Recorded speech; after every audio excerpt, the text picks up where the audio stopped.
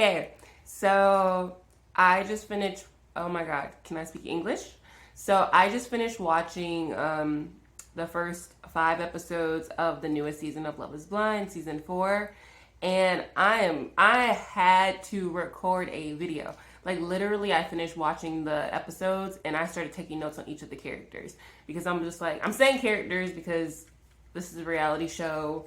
This is not really reality. These people are all basically being framed as caricatures of themselves and everything like that. So I'm saying characters because I'm going to be saying like some mean things about certain people and it's not meant to be taken personally, like they're ever going to see it anyway.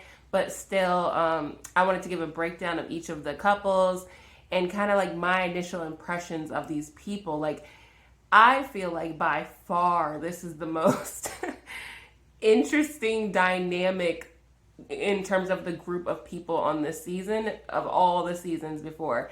Who knows if it'll actually result in any successful relationships, but the dynamics themselves are hilarious to me.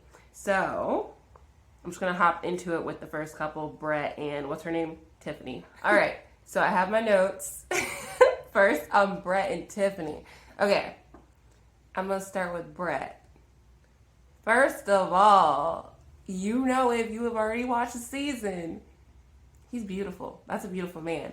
I was wondering why, like, he was like reminiscent of something to me when I saw him. I thought he was attractive, but I'm like, what about him is so attractive to me?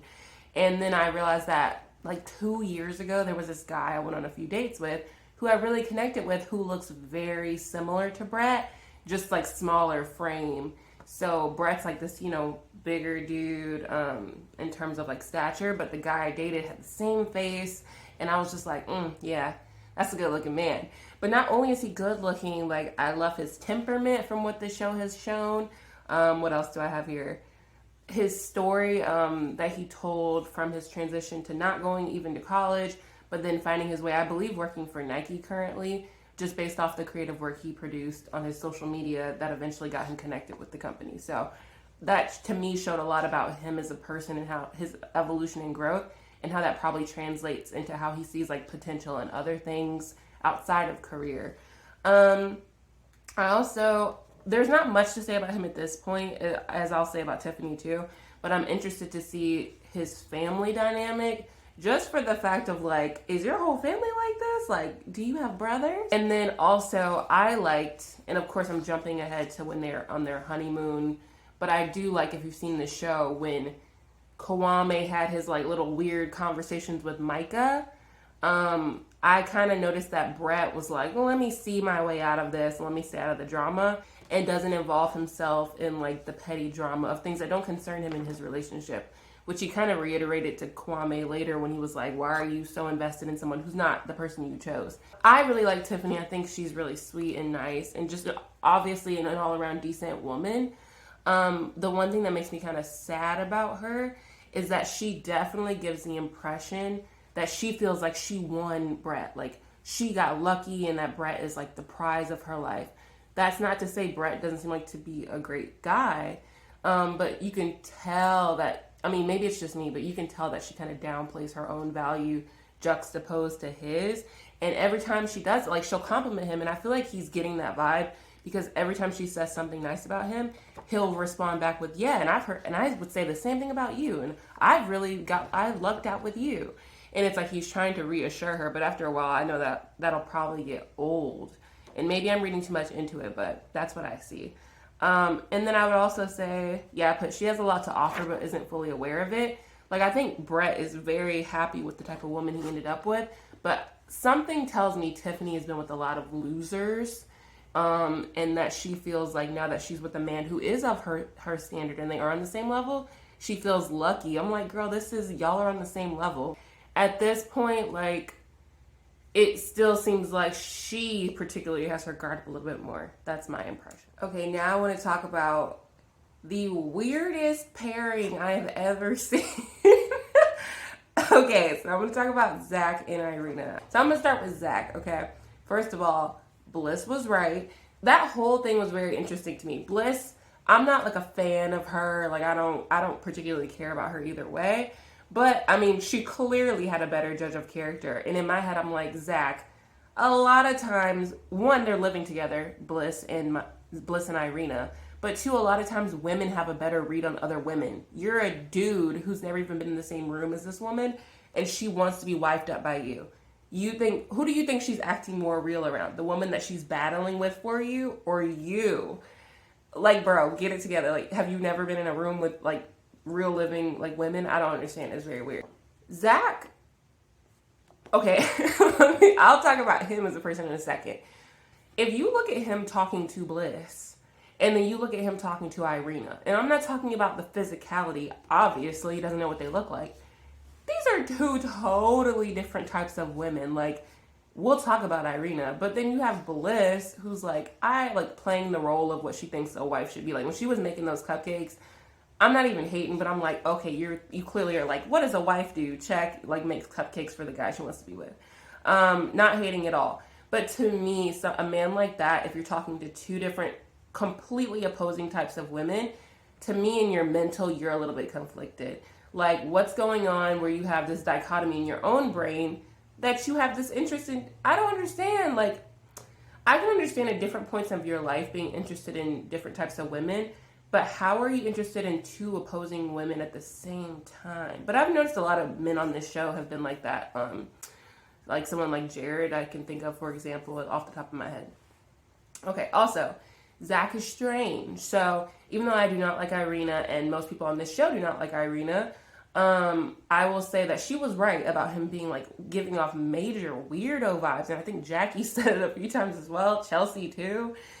The dude, like, the moment he saw Irina and they entered the room together, I was like, oh. Like, my perspective of him shifted more than it even was in the beginning. I'm like, he does give weirdo vibes. And then also, I took it very strange how he introduced himself with that "I'm a stripper" comment before saying his real occupation as a lawyer. And then he, like, finally, like, got real and was like, well, I kind of use that as a defense mechanism because my mom was actually a stripper. And I'm like, that makes it even weirder that she would have said that. Like, to me, maybe the best choice for you at this point would just be to be in therapy. And I say that in a non-joking way. Because I'm like, your brain pivots to, like, using that. It clearly is like a test. Like, will you judge me if that was my occupation? Using this tool to test women as a way to, like, have fake closure. I don't understand the psychology behind that. Also, it felt like the moment Bliss told him that Irina was a catty, not nice woman, he immediately needed to, like, prove her wrong and defend Irina. And then all these conversations with Irina saying in the pods, I know your soul. I know you have a good soul. How do you know that? Huh? He's double-minded. Again, I use the reference. I've mentioned that he was conflicted in his head. But on the honeymoon, when he realizes Irina is not the match for him, he talks to Paul and is like, I wouldn't want to talk to Bliss because she deserves someone who chose her. And then the preview for the next part of the season is him, like, going to meet up with her. I'm like, so which is it? And I know part of it is that's the show. The show facilitated it. Even if maybe he wasn't going to, the show was like, this will be great content. But it's like, dude, you're double-minded. Irina is childish as hell. Oh my God, this part is going to be too dang long. Irina is childish, but we all know this. I put that she's mean, but she also has zero substance. I think her mean girl attitude came from when she talks about her major acne growing up and how it left all these scars on her face. My assumption would be that she was made fun of for that, or she developed this mean exterior to guard herself from the embarrassment and shame she felt from her physical appearance in her youth. That is my guess. Also, she's a nasty person, as they clearly wanted to show. Jackie comes back from the pods crying about an interaction she had with Marshall. And then as I know women like this, I'm sure we all do know some women like this, who they'll literally be like patting your back and giving you giving you comfort while you're crying. And then Micah comes in the frame behind everybody so Jackie can't see while she's crying. And then Irina looks at Micah and is like laughing about Jackie crying right there. Like laughing. And I'm like, okay, so clocked you know what type of person you are, but I already had a feeling. And then what else? This is something I noticed. She's very strategic too, which nasty, mean people usually do have some sort of strategy. Some are better at it than others in terms of their manipulation, etc. So she knew when she had that little negative interaction with Bliss in the kitchen about the cupcakes. Again, you have if you haven't seen it, you're not gonna know what I'm talking about. But she knew, okay, Bliss is upset. She's gonna vocalize her upsetness with Zach later. So because Irina got to go in the room with Zach before Bliss, she complained about Bliss first. And then his whole macho man, I gotta protect this girl, entered his brain first with Irina rather than Bliss. Because when Bliss came in and complained about Irina afterwards, in his brain, I'm assuming he processed it as, oh, you're just coming up behind Irina trying to like complain about her. It's like it was the luck of the draw, and Irina got to him first. That's how I feel. That's all I have to say about them at this point.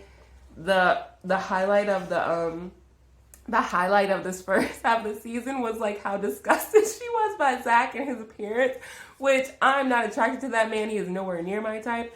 I didn't think he was hideous. His weirdness did make him a little bit more unattractive. But I'm like, Irina, you are not it, first of all. But then the little cattiness, like passive aggressive back and forth when they decided not to be together, while they were brushing their teeth was hilarious. I was good TV. Our next couple is Marshall and Jackie. I don't have that much to say about them, so it shouldn't take that long. I will say Marshall gave me a red flag when he said he was basically guided by his emotions. So when they were still in the pods and everything, he talks about he's a very emotional person, which there is nothing wrong with that. I can be a very emotional person as well. But to say I'm like guided by my emotions and feelings, I think is the exact quote. I was like, ooh, okay, well you need a very specific type of partner. But then also, how does that manifest in reality when you're guided by those things? And we kind of got a little preview of that going into what we'll see in the next couple episodes.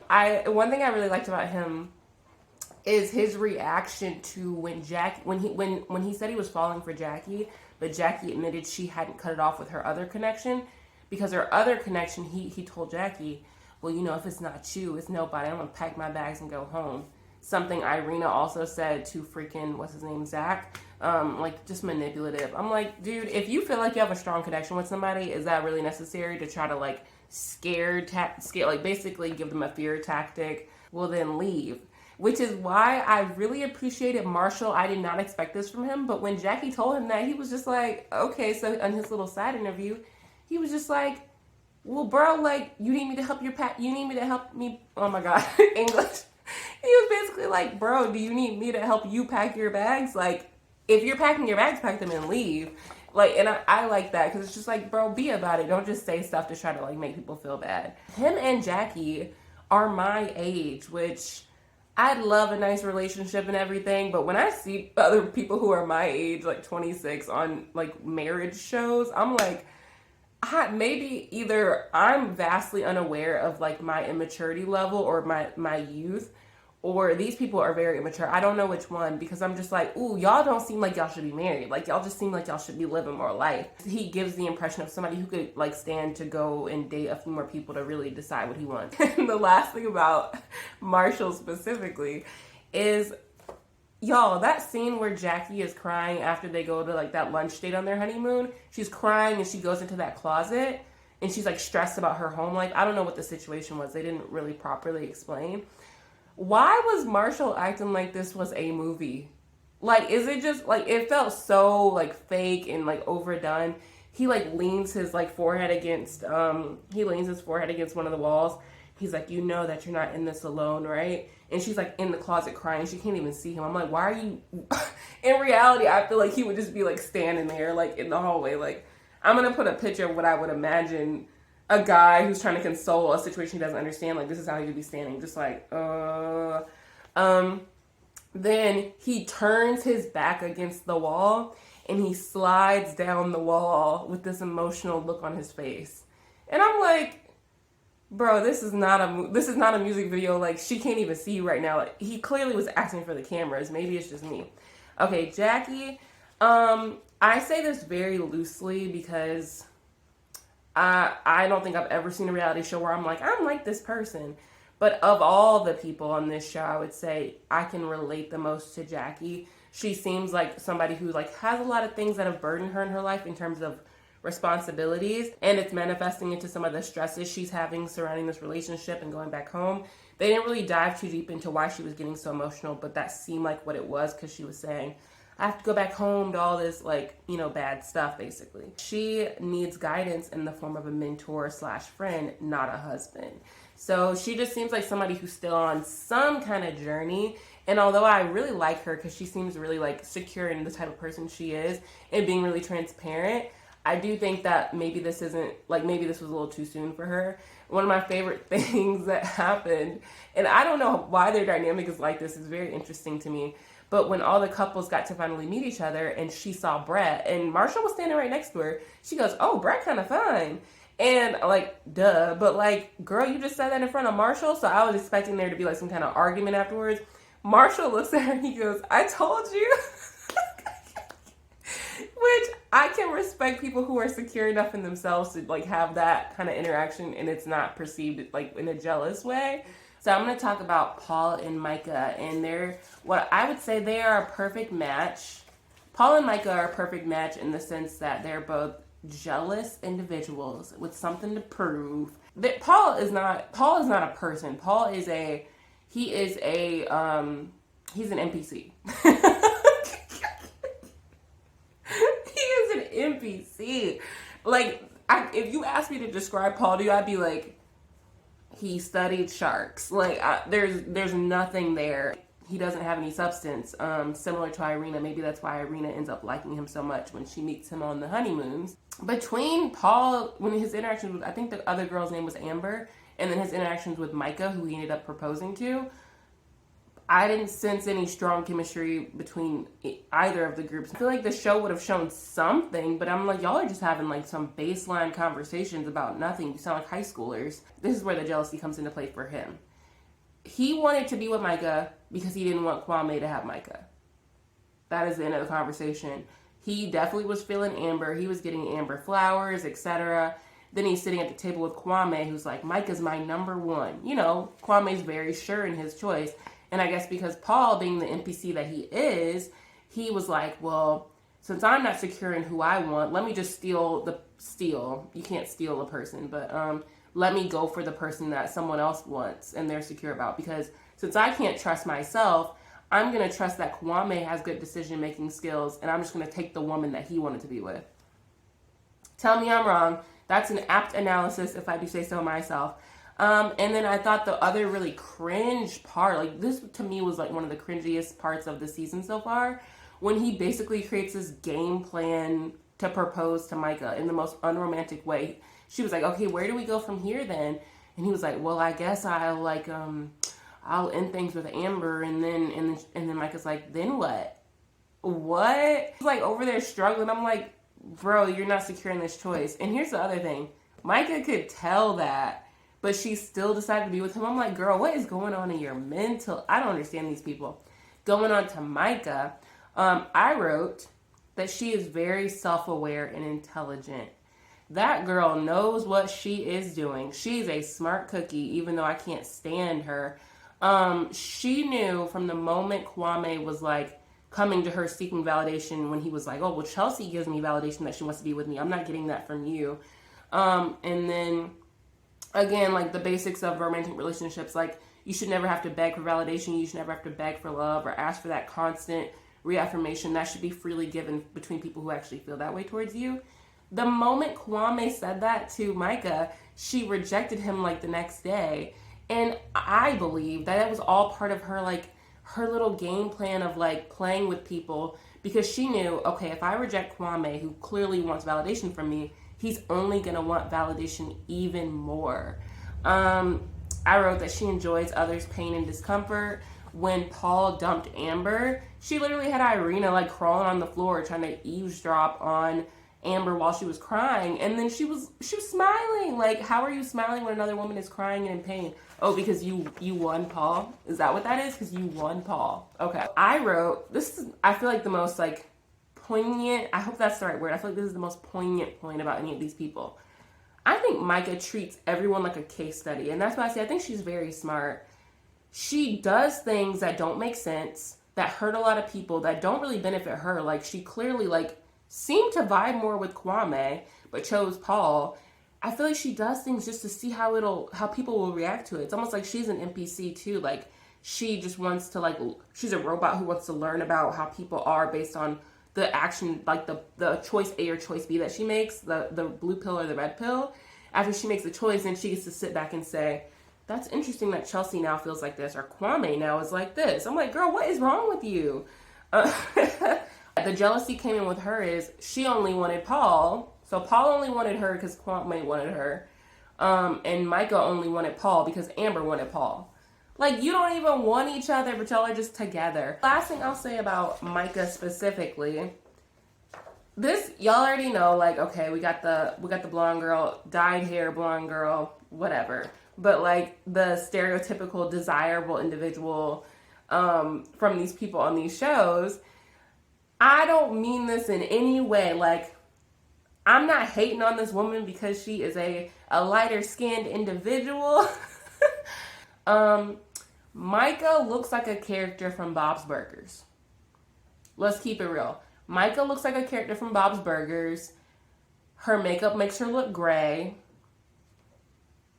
Okay, and I'm going to stop it there because I feel like that's getting into, like, super, I'm being a mean girl at that point. But I'm just keeping it real, like, Micah, can you tell me what kind of elixir you got these people drinking to make them fall over for you? Like, I'm curious. All right, the last couple that I'm going to talk about is the best mess for last is Kwame and Chelsea.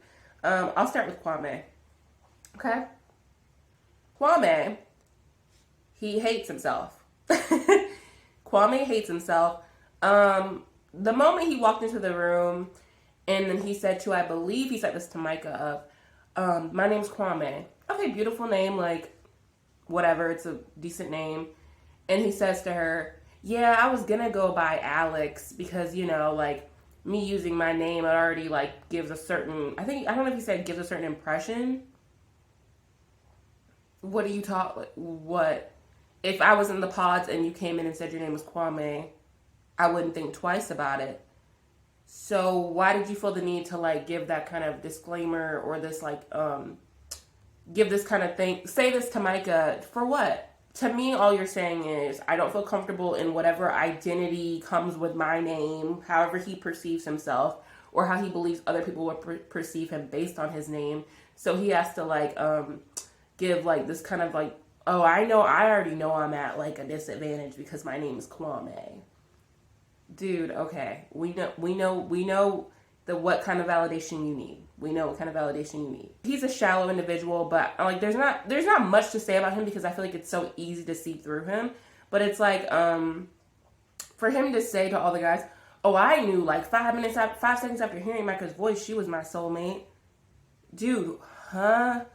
Okay. No, you knew 5 seconds after hearing her voice what you thought she looked like, and that was the kind of woman you think you need to have in your life to feel whole.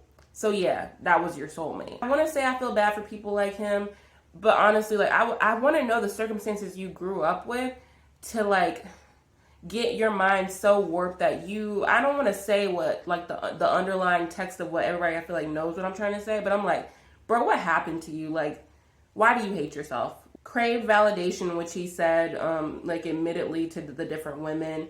To me, that's, like, the most shallow form you could have of, like, love. I mean, not maybe the most, but one of the most shallow points of love. Anybody can validate you. I feel like if it's something people can also do to manipulate you, it's not a strong point in love. I can validate someone just because I want something from them. Anybody can do that. So I don't feel like that's a strong indicator of love or a strong relationship. Well, I thought he was going to be respectful to Chelsea when he asked if he could speak with Micah during the honeymoon. So I was like, oh, okay, he actually asked, like, this isn't going to be a Bartice when he talks to Raven situation. But it turned out to be, like, just as bad, maybe even worse, because, like, they were, like, touching each other. Kwame is an idiot, okay? You had Micah say that nasty comment about, like, oh, cheers to a failed proposal, like, when he never even got to propose to her.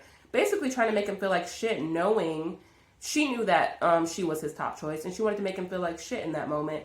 And then he still like was giving her like doggy eyes when he confronted her. He just wanted to talk to her again. And then she was like, well, you know how I felt about you. I really cared about you. You were my number one. It's like you rejected him. And he didn't push back at all. He was like, yeah, okay. A little conversation that Marshall, Brett, and Kwame were all having. And then Brett talks about how he can feel like he can be more open with Tiffany. And then Marshall's like, yeah, us, like the kind of men that we are. And he was referring to them being black men, that maybe they don't get the chance to express their emotions and love as much as Brett was mentioning. And then I noticed Kwame was so disengaged with the conversation. Like, I even noticed his eyes like divert and look away, like he wasn't even part of the conversation. And I feel like that's of note because obviously Kwame is a black man, but I think that that man does not want to associate with you, Marshall. He doesn't want to associate with you, Brett. He wants to associate with a different type of individual, and I'm going to leave it at that. And Chelsea, she's an interesting individual. I would say that this is a total like hypothesis, a little funny hypothesis.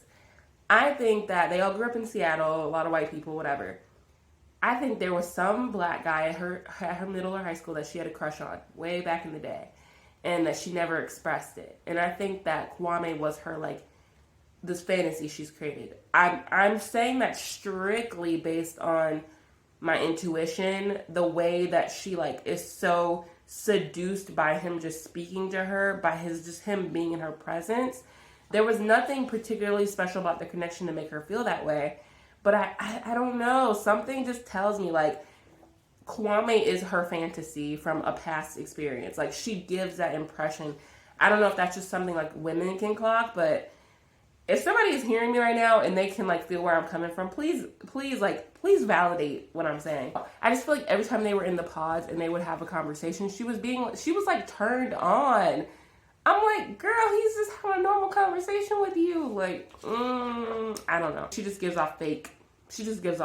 I think that she's a more secure person. Like, she stands up for herself a little bit more, especially when he disrespected her by talking to Micah for so long.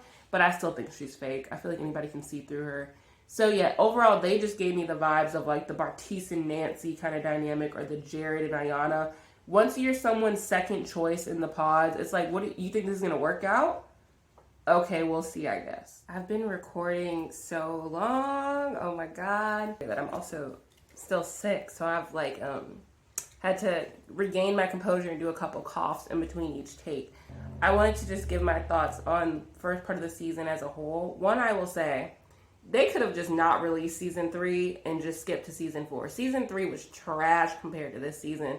This one psychologically is so much more interesting to observe, which I feel like is a really fun part about shows like this. You're just like trying to understand what's going on in these people's brains. Season 3 was just like pointless, like dribble, or drivel. I don't know which is the right word.